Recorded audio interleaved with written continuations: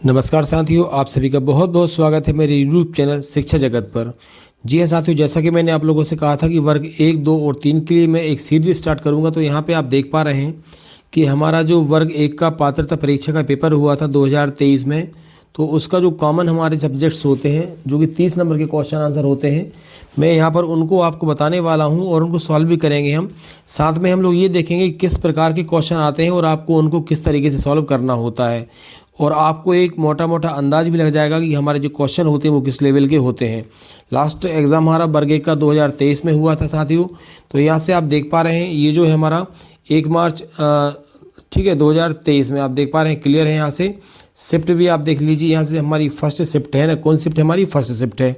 तो इसका जो कॉमन पेपर हमारा आया था, सबसे पहले यहाँ से इंग्लिश को हम सॉल्व करेंगे, उसके बाद हम आगे बढ़ते हुए चलेंगे। ओके, तो सबसे पहले आप देखेंगे यहाँ से क्वेश्चन नंबर जो 1 है हमारा, select the synonyms of the given words. आपको ध्यान रखना है यहाँ पे एंटीनिम्स और सिनोनिम्स भी हमसे पूछे जाते हैं। तो पहला जो हमसे सिनोनिम्स, अच्छा एक बात और आपको ध्यान रखना है कि एंटीनिम्स और सिनोनिम्स का हमें पता होना चाहिए। एंटीनिम्स यानी होता है विलोम शब्द और सिनोनिम्स हमारे होता है समानार्थी या पर्यायवाची शब्द। तो यहाँ से पहला जो वर्ड है वो पूछा गया है कोर्स। तो इस कोर्स मीन्स आपको ध्यान रखना है, इसका मीन्स होता है किसी को किसी से ज़बरदस्ती करना या बेबस करना। इस कोर्स का मीन्स क्या होता है आपको ध्यान रखना, बेबस करना। क्या होता है इसका मतलब होता है बेबस करना, है ना। अब आपको इसका कैसा बनाना है, सिनोनिम्स बताना है। तो पहला आप देखेंगे एंशिएंट है, फिर प्रेशराइज है या कैजुअल है या फिर लीव है। तो आप सभी जानते हैं, जैसे कि हमारा अगर एंशिएंट की बात करें, इसका मतलब होता है जो फर्स्ट ऑप्शन है इसका मतलब होता है मोहित करना। सेकंड वाले का मीन्स होता है प्रेशराइज यानी दबाव डालना या बेबस करना। कैजुअल का मीन्स इसका होता है फुसलाना, या फिर लीव का मतलब होता है छोड़ना। तो आपको देखना था कोर्स जिसका मतलब होता है बेबस करना। तो यहाँ से प्रेशराइज का मतलब भी होता है दबाव डालना या बेबस करना। इस तरीके से आपको ये पूरे आंसर सॉल्व करना है। क्वेश्चन नंबर 2 की बात अगर हम करते हैं, तो यहाँ से हमारा क्वेश्चन है select the word which means the same as the group of words given. जो शब्द दिए हैं आपको इसके बेस पर इसका आंसर बताना है। तो ये जो लाइन आपको देखना है इसके बेस पर, क्लियर है। क्वेश्चन क्या है, क्वेश्चन यहाँ से है कि अ पर्सन एक आदमी, एनिमल और प्लांट, ठीक है, much below the usual Heights. अब इसका मीन्स क्या हुआ कि एक व्यक्ति है, एक जानवर है और एक क्या है पौधा। इसका आपको नाम बताना है जो क्या होता है सामान्य ऊंचाई से कम होते हैं। यूजुअल हाइट जो होती है जनरल हाइट उससे कैसे होते हैं बिलो, कम होता है। तो ये 4 ऑप्शन आपको यहाँ से आंसर देना है। पहला हमारा कौन सा है विजार्ड्स, जिसका मतलब होता है जादूगर। तो पहला तो जादूगर तो होगा नहीं। सेकंड हमारा है ड्वार्फ, ड्वार्फ यानी होता है बोना, ठीक है, ड्वार्फ यानी क्या होता है बोना। फिर एक क्रिएचर, तो क्रिएचर तो प्राणी होते हैं। और लास्ट वाला हमारा विच यानी होता है चुड़ैल। तो इसका राइट आंसर क्या होगा, देखिए जो जनरली हाइट होती है उससे कम का होता है। तो इसका राइट आंसर हो जाएगा ड्वार्फ, मतलब जो बोना है वो इसका राइट आंसर हमारे यहाँ पे हो जाएगा। हम बात करेंगे क्वेश्चन नंबर 3 की स्टूडेंट्स। तो आप यहाँ पे देखेंगे आप select the word which means the same as the group of words given. अब ऐसे क्वेश्चन देखिए आप रिपीट हो रहे हैं, मीन्स ऐसे क्वेश्चन ज़्यादातर हमें आते हैं। अब इस बेस पे आपको आंसर बताना है कि someone who believe that people can not change the way events will happen. अब इसका मीन्स क्या है कि कोई ऐसे व्यक्ति है, समवन मतलब कोई, हु बिलीव्स जो विश्वास करता है या जो मानता है, क्या मानता है कि पीपल जो होते हैं चेंज नहीं हो सकते, किसके, the way event will happen, जो घटनाएं होती हैं उनके तरीके को नहीं बदल सके। इस पूरे का मीन्स क्या होगा, पूरे का मतलब होगा कोई व्यक्ति जो ये मानता है कि लोग घटनाओं के होने के तरीके को नहीं बदल सकते, उसे क्या मानेंगे, ठीक है ना। अब देखिए मीन्स आप क्वेश्चन समझ पा रहे हैं, ऐसे लोग हैं जो मानते हैं कि जो चीज़ होनी है उसे होके रहेगी, उसे कोई चेंज नहीं कर सकता, उसे हम क्या कहेंगे। देखिए पहला तो प्रोफेट होता है, इसका मीन्स होता है पैगंबर। सेकंड हमारा होता है फेटलिस्ट, भाग्यवादी। फिर क्या हमारा फेनेटिक है, कट्टरपंथी होता है। और लास्ट सीर इसका दृष्टा। तो देखिए अब जो मानता है कि जो तो होना है वो होके रहेगा, तो इसे हम बोलते हैं फेटलिस्ट। हिंदी में बोलते हैं जो भाग्य को मानने वाला होता है या भाग्यवादी होता है। तो इसका राइट आंसर हमारा हो जाएगा बी, भाग्यवादी है ना, फेटलिस्ट।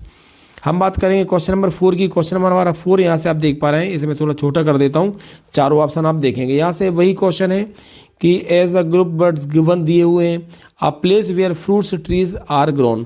इसका मीन्स क्या है आपको ध्यान रखना है कि एक स्थान है जहाँ पर क्या होता है, देखेंगे fruits trees are ground, means क्या है फल के जो है पेड़ उगाए जाते हैं, फल से पेड़ उगाए जाते हैं, उस स्थान को हम क्या कहेंगे। तो हमारा पहला होता है ऑर्चर्ड्स, फिर है सेंचुरी, फिर है प्लांटेशन और गार्लैंड। अब देखिए आप यहाँ पे आई थिंक प्लांटेशन लगा सकते थे, लेकिन आपको ऑर्चार्ड्स का मीन्स पता होना चाहिए था। इसका मतलब होता है फलों का बगीचा, तो ये तो इसका वो राइट आंसर हो जाएगा। सेंचुरी यानी होता है अभ्यारण्य, प्लांटेशन यानी क्या होता है पौधारोपण, लेकिन यहाँ पे ये पूछा गया था कि फल के पेड़ उगाए जाते हैं, इसलिए इसका ए आंसर जो है वो राइट हो जाएगा। ओके, और लास्ट में दिया था गार्लैंड, तो उसका मतलब आपको पता होता है ना, माला होता है। ओके, चलिए अब हम बात करेंगे क्वेश्चन नंबर 5 की। तो क्वेश्चन नंबर हमारा 5 है, वही सेम क्वेश्चन है कि same as the group of words given, आपको बताना है समूह से कौन सा वर्ड बनेगा कि one who speak 2 language fluently, एक ऐसा व्यक्ति आपको बताना है जो क्या करता है 2 भाषाएं फ्लुएंटली बोल सकता है, स्पीड से धारा प्रवाह बोल सकता है। तो 2 भाषाओं की बात हो रही है, 2 लैंग्वेज की बात हो रही है। तो पहला दिया है बाइलिंगुअल, इसका मतलब होता है द्विभाषी। फिर यहाँ से आप देख पा रहे क्या है लेक्सिकोलिस्ट, इसका मीन्स क्या होता है शब्दकोश, कोई स्पेशलिस्ट होता है उसे कहा जाता है। फिर है लिंग्विस्ट यानी भाषाविद होता है, और लास्ट हमारा है मोनोलिंगुअल मतलब एक भाषी। तो यहाँ पे 2 लैंग्वेज की बात की थी, तो इसलिए इसका राइट आंसर क्या हो जाएगा बाइलिंगुअल, ये इसका राइट आंसर हमारा यहाँ पे हो जाएगा। क्लियर हो रहा होगा। चलिए अब हमारे हिंदी के जो आते हैं क्वेश्चन उनको देखेंगे। पहला क्वेश्चन है कि किस शब्द में उपसर्ग का प्रयोग होता है। तो आपको पता होना चाहिए कि उपसर्ग लगते हैं वर्ड्स के आगे, कहाँ पर लगते हैं आगे, तो हमें आगे कौन सा, और एक होता है प्रत्यय, प्रत्यय लगते हैं किसी भी शब्द के पीछे। ओके, तो यहाँ से आपको बताना है कि किस शब्द में उपसर्ग का प्रयोग किया गया है। पढ़ाई, पा अकेला नहीं होता है, उपकार, यही इसका राइट आंसर हो, क्योंकि उप जो यहाँ पे है ये उप क्या है, उप से वर्ड बनते हैं, आपको ध्यान रखना। तो ये इसका राइट आंसर हो जाएगा। सुंदरता भी और बुढ़ापा इसके आंसर नहीं होंगे, तो इसका आंसर क्या हो जाएगा हमारा उपकार। मीन्स आपको आने वाली तैयारी के लिए उपसर्ग और प्रत्यय भी अच्छे तरीके से तैयार करना है। क्वेश्चन नंबर 7 की बात करेंगे, किस विकल्प में अपादान कारक, तो हमें कारक पूरे पढ़ लेना है। अपादान कारक की विभक्ति का प्रयोग होता है, आपको पता होगा अपादान का मतलब होता है कि देखिए जहाँ पे अलगाव का भाग आता है, क्या आता है अलगाव होना चाहिए। तो देखिए रीता फल खाती है, कोई अलगाव नहीं हो रहा है। बलराम पेड़ से गिरा, गोपाल ने राधा को बुलाया और राधिका सितार बजा रही है, तो इसका राइट आंसर होगा बी, बलराम कहाँ से गिरा, पेड़ से गिरा। तो ये कारक भी आप लोग अच्छे तरीके से तैयार कर लेना है। क्वेश्चन नंबर हम 8 की बात करेंगे कि भवन शब्द में कौन सी संधि है। तो इसका राइट आंसर होता है अयादी संधि में। ऐसा नहीं कि आपको ये बता रहा हूँ अभी केवल आंसर बता रहा हूँ, हर एक टॉपिक पर हिंदी का हो, इंग्लिश का हो, बाल विकास का हो, वर्ग 1 की, वर्ग 2 की, वर्ग 3 के लिए हर एक टॉपिक पर आपको मेरी वीडियो आएंगे और एक ही वीडियो में आपको हर चीज़ क्लियर होती जाएगी। अभी हम केवल देख रहे हैं और आपको बता रहा हूँ मैं कि किस तरह के क्वेश्चन आते हैं। तो इसका राइट आंसर क्या हो जाएगा, इसका आंसर हो जाएगा अयादी संधि। ठीक है, आगे बढ़ेंगे। तो हौसला शब्द का हमें विलोम बताना है, किसका बताना है, हौसला का। तो विलोम मतलब उल्टा होता है, तो इच्छा तो होगा नहीं, उत्साह हो सकता है कि नहीं, बताइए, संकल्प या फिर बुजदिली। तो देखिए संकल्प, उत्साह, इच्छा नहीं होगा, बुजदिली इसका क्या हो जाएगा राइट आंसर। हौसला का अपोजिट बुजदिली ही होता है। हम बात करेंगे अब क्वेश्चन नंबर 10 की। तो देखिए उपर्युक्त शब्द का हमें चयन करना है कामायनी। अच्छा, रचनाएं भी आपको कुछ जो बहुत ज़्यादा इंपॉर्टेंट रचनाएं हैं वो भी आपको अच्छे से याद होना चाहिए। तो कामायनी हम जानते हैं जयशंकर प्रसाद जी की होती है। तो ये सभी की आपको कम से कम 3-3, 4-4 जो फेमस किताबें हैं उन रचनाओं के नाम आपको याद होना चाहिए। अकड़ना जो है किस प्रकार की क्रिया के भेद हमें पढ़ना है, सकर्मक अकर्मक कितनी प्रकार की क्रियाएं होती हैं। तो जैसे अकड़ना है, इसमें कोई कर्म नहीं होता, तो इसका राइट आंसर क्या हो जाएगा अकर्मक। क्या आंसर हो जाएगा इसका अकर्मक। ये सारे प्रकार की क्रिया मैं आपको यहाँ पे पढ़ाऊंगा। अब हम बात करते हैं क्वेश्चन नंबर 12 की कि कौन सा जो विकल्प है एक वचन बहुवचन का सही मेल नहीं। एक बात और, जब आप एग्जाम देंगे ना और आप सॉल्व करेंगे तो ये नहीं वाले क्वेश्चन पे आपको स्पेशली फोकस करना है, यहाँ पे गलतियाँ होती हैं। कौन सा विकल्प एक वचन और बहुवचन का सही मेल नहीं खाती है। तो देखो पत्रिका पत्रिकाएं सही है, कन्या कन्या सही है, महिला महिलाओं गलत हो गया, रुपया रुपये ये सही है। तो इसका राइट आंसर होगा सी, महिला महिलाएं। अगर ऐसा होता तो ये राइट आंसर हो जाता, अभी नहीं बताना था तो यही आपका राइट आंसर हो जाएगा।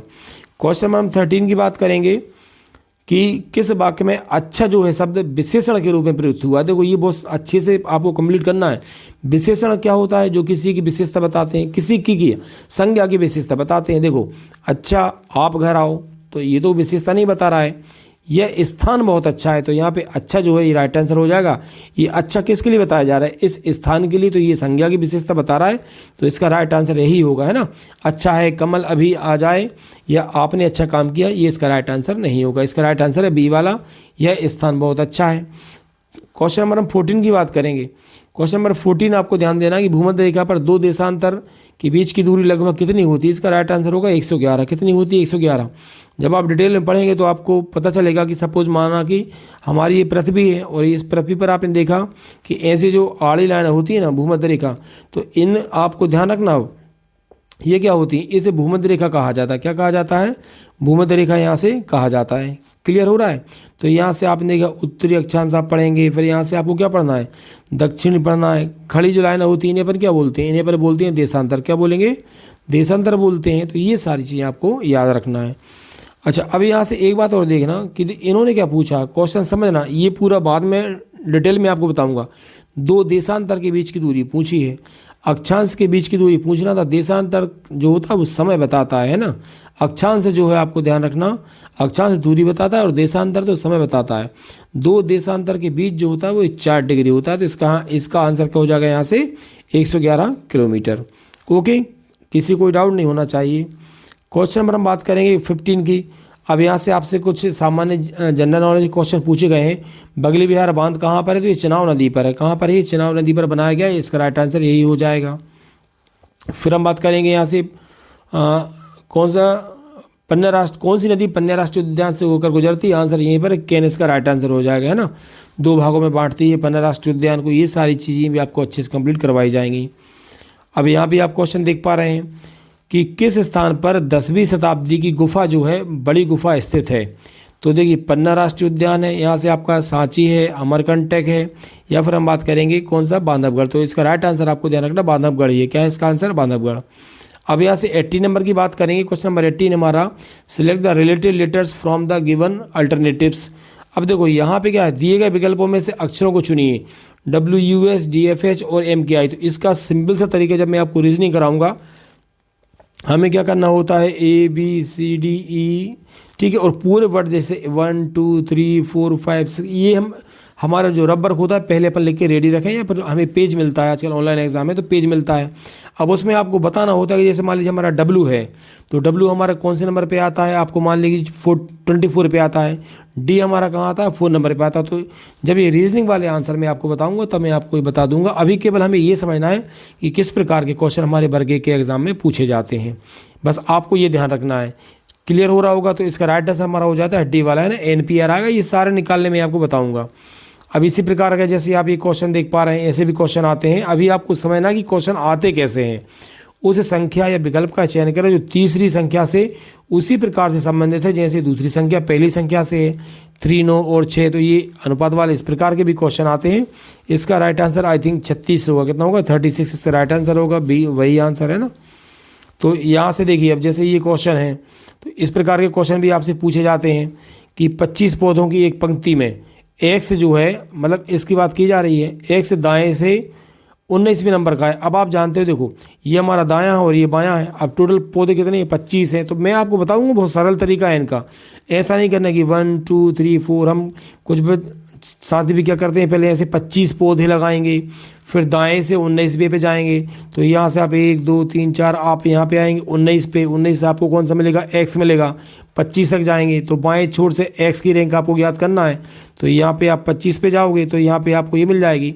तो इसके में आपको बहुत सरल तरीके होते हैं, वो भी आपको बता दूंगा, ठीक है।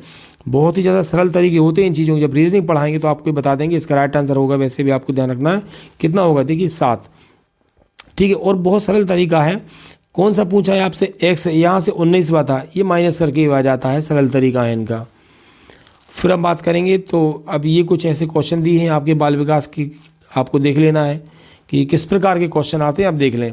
रीता 4वीं कक्षा में पढ़ने वाली एक बुद्धिमान विद्यार्थी है। वह हर बात का तर्क देती है और परिकल्पनात्मक के साथ साथ भावात्मक स्थिति पर आधारित प्रश्न पूछती है। अब पियाजे के अनुसार जो है वह संज्ञानात्मक विकास की प्रक्रिया कौन सी है? पियाजे को मतलब हमारे जो मेन आपको ध्यान रखना है कि बाल विकास जब आप पढ़ोगे ना, तो जो मेन हमारे थिंकर्स होते हैं उनको हमें बहुत अच्छे से पढ़ना है, ठीक है। जीन पियाजे वगैरह है, इनको तो हमें पढ़ना नहीं है। तो अब इसका राइट आंसर आपको देखना है कौन सा हो जाएगा, है ना। इसका राइट आंसर हमारा होगा A, औपचारिक संक्रियात्मक अवस्था। 4 अवस्थाएं इन्होंने बताई हैं, जो वो कौन कौन सी हैं, उस प्रकार से इसका आंसर हो जाएगा। फिर गिलफोर्ड भी बहुत इंपॉर्टेंट है।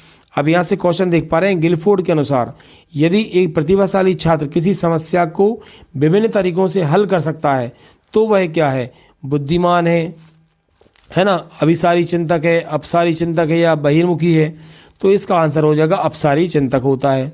इसी प्रकार देखिए मैं आपको बता रहा हूँ पियाजे को आपको पढ़ना है। पियाजे के बाद आपने क्या देखा था अभी यहाँ से देखिए गिलफोर्ड पढ़ा था, ये सारे इसलिए कि इनको आपको यहाँ फोकस करना है। फिर आ गया कोहेलबर्ग, कौन आया कोहेलबर्ग से आप देख सकते हैं। कोहेलबर्ग के अनुसार जब बच्चे सही और गलत की दुविधा का सामना करते हैं तो इसे क्या कहा जाता है, तो आपको मालूम होगा नैतिक है ना, नैतिक दुविधा कहा जाता है जब गलत और सही की दुविधा का सामना करते हैं। क्वेश्चन नंबर 24 की बात करेंगे, निम्न में से कौन सा कथन बाल विकास के संबंध में कम महत्वपूर्ण है। अब इस प्रकार के नहीं है, कम वालों पे ध्यान देना है, तो बात कर रहे हैं कम महत्वपूर्ण है। कौन सा कथन कम महत्वपूर्ण है, तो विजातीय समूहीकरण लोकतांत्रिक सिद्धांतों को बढ़ावा देता है, या ड्रिल अवधि एक निश्चित समय के लिए होती है ना। आगे देखेंगे आप, पढ़ाई का अभ्यास सिखाया जाना चाहिए, या फिर अतिरिक्त समय का सदुपयोग करने के लिए अत्यधिक हमको प्रोत्साहन किया जाए, यही इसका राइट आंसर है। लेकिन आपको ध्यान रखना कम महत्वपूर्ण, तो ये बाकी सभी कैसे बहुत ज़्यादा महत्वपूर्ण है।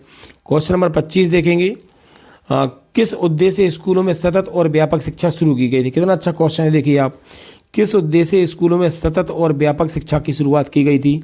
सीखने को सुनिश्चित करने के लिए व्यापक पैमाने पर निरंतर परीक्षण, या एक विद्यार्थी के सीखने का निरीक्षण, या परीक्षण विश्वसनीय और वैधता को पुरस्कृत करने के लिए, या फिर लास्ट हमारा है विद्यार्थियों को पूरे वर्ष अच्छा प्रदर्शन करने के लिए। तो राइट आंसर क्या हो जाएगा, एक विद्यार्थी के सीखने का निरीक्षण, रिकॉर्ड और सुधार करने के लिए प्रारंभ किया गया था, इसका राइट आंसर हो जाएगा ये।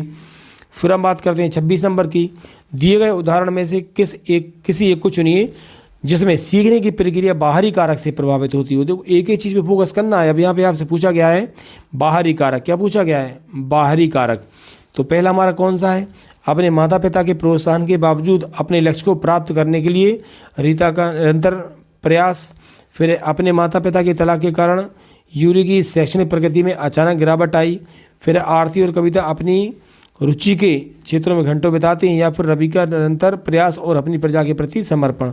तो राइट आंसर यहाँ से क्या होगा, अपने माता पिता के तलाक के कारण यूरी की शैक्षणिक प्रगति में अचानक क्या हुई, गिरावट आई। अब बाहरी कारक की बात हो रही थी, इसलिए ये इसका राइट आंसर होगा।